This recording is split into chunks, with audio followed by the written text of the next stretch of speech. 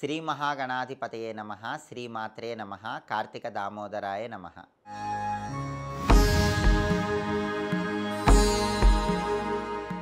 కార్తీక మాసంలో వచ్చే మాస శివరాత్రి కృష్ణ అంగారక చతుర్దశితో కలిసి వచ్చిన సందర్భంగా ఎలాంటి ప్రత్యేకమైన విధి విధానాలు పాటిస్తే సంవత్సరం మొత్తం అద్భుత ఫలితాలు కలుగుతాయో, అఖండ ఐశ్వర్య ప్రాప్తిని పొందవచ్చో, ఆర్థిక ఆరోగ్య కుటుంబ సమస్యల నుంచి సులభంగా బయటపడవచ్చో ఈ వీడియోలో మనం తెలుసుకుందాం.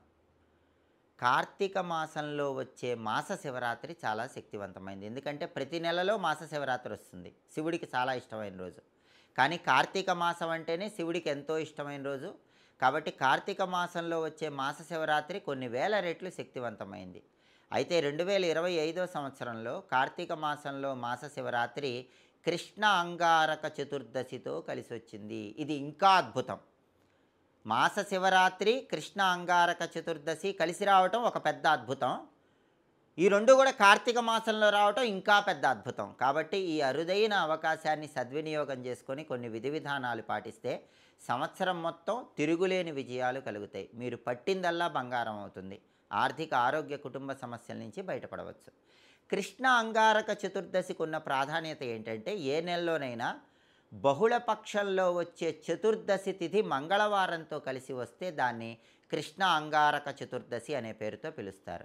కృష్ణ అంగారక చతుర్దశి రోజు మీరు చేసే స్నానం కానీ, జపం కానీ, దానం కానీ, తర్పణం కానీ ఏదైనా సరే సూర్యగ్రహణం ఉన్నప్పుడు చేస్తే ఎంత ఫలితం కలుగుతుందో దానితో సమానమైనటువంటి ఫలితం వస్తుంది. అది కృష్ణ అంగారక చతుర్దశికి ఉన్నటువంటి ప్రాధాన్యత.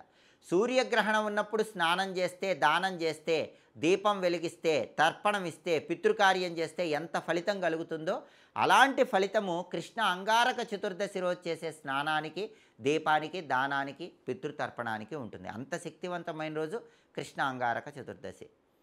అలాగే కృష్ణ అంగారక చతుర్దశి రోజు ఎవరైనా సరే యవలు కానీ, మినుములు కానీ దానం ఇవ్వండి. దేవాలయ ప్రాంగణంలో 1.25 కేజీ మినుములు లేదా 1.25 కేజీ యవలు లేదా రెండింటిని బ్రాహ్మణుడికి దక్షిణతో పాటు దానం ఇవ్వండి.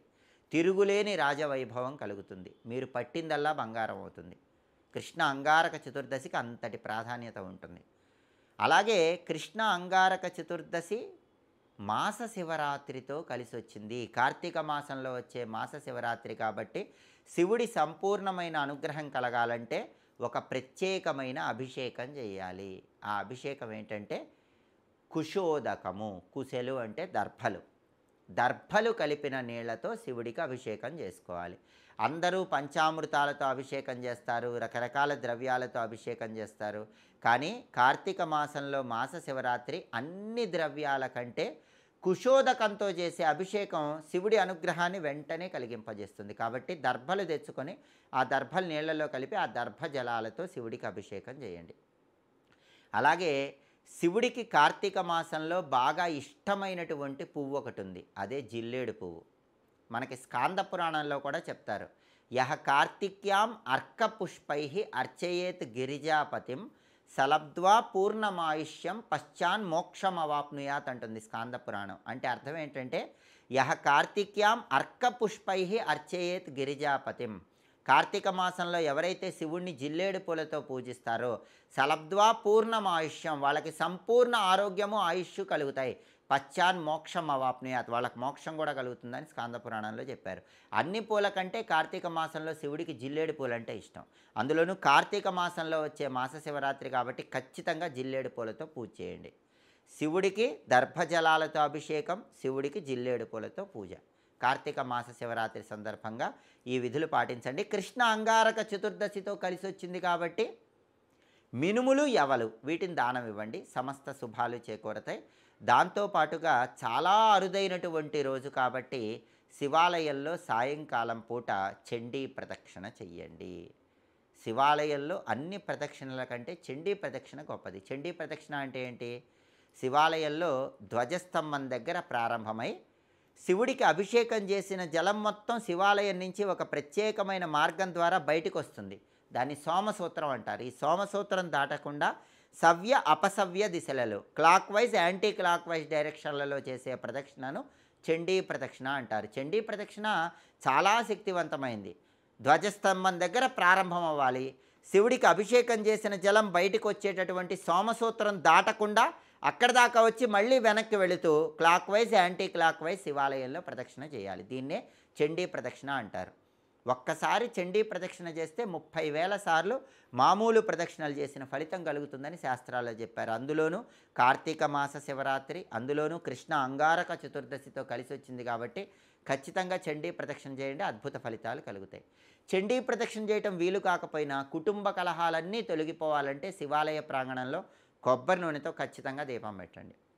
ప్రమిదలో కొబ్బరి నూనె పోసి ఒత్తులు వేసి దీపం వెలిగించండి. అలాగే దీపదానం ఇవ్వండి. కార్తీక మాస శివరాత్రి కృష్ణ అంగారక చతుర్దశితో కలిసి వచ్చింది కాబట్టి ఈరోజు ఇచ్చే దీపదానం కొన్ని వేల రెట్లు విశేషమైన ఫలితాలను కలిగింపజేస్తుంది. కాబట్టి దీపదానం శివాలయ ప్రాంగణంలో ఇవ్వండి. ఇంకా మీకు వీలైతే కూష్మాండ దానం అంటే గుమ్మడికాయ దానం, తెలదానం అంటే నువ్వుల దానం, ఈ రెండు కూడా కార్తీకంలో చాలా శక్తివంతమైనవి. ఈ శక్తివంతమైన రోజు తెలదానం, కూష్మాండ దానం చేయండి, అద్భుత ఫలితాలు కలుగుతాయి. అవి కూడా ఎక్కడ చేయాలి?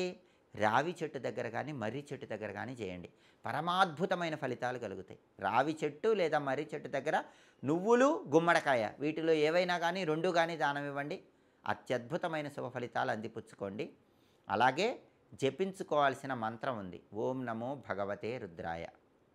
గ్రహదోషాలన్నీ తొలగిపోవాలంటే ఈ మంత్రం చదువుకోండి. ఐశ్వర్యం కావాలంటే, అష్టైశ్వర్యాలు రావాలంటే శ్రీ శివాయ మహాదేవాయ ఐశ్వర్యేశ్వరాయ నమః ఈ మంత్రం చదువుకోవాలి. కాబట్టి అందరూ కూడా ఈ అవకాశాన్ని సద్వినియోగం చేసుకోండి. చాలా అరుదుగా వస్తుంది కృష్ణ అంగారక చతుర్దశి, కార్తీక మాస శివరాత్రి, ఈ రెండు కలిసి కొన్ని వేల సంవత్సరాలకు ఒకసారి కానీ రావు. అలా వచ్చిన రోజు కాబట్టి గ్రహాలన్నీ అనుకూలించాలంటే ఓం నమో భగవతే రుద్రాయ మంత్రం చదువుకోండి. అష్టైశ్వర్యాలు రావాలంటే శ్రీ శివాయ మహాదేవాయ ఐశ్వర్యేశ్వరాయ నమః మంత్రం చదువుకోండి. సమస్త శుభాలను సిద్ధింపజేసుకోండి. ఇంకా ఇలాంటి ఆసక్తికరమైన విశేషాంశాలన్నీ తెలుసుకోవాలంటే ఆధాన్ ఆధ్యాత్మిక ఛానల్ని తప్పకుండా సబ్స్క్రైబ్ చేసుకోండి. సర్వే జనాః సుఖినో భవంతు. స్వస్తి.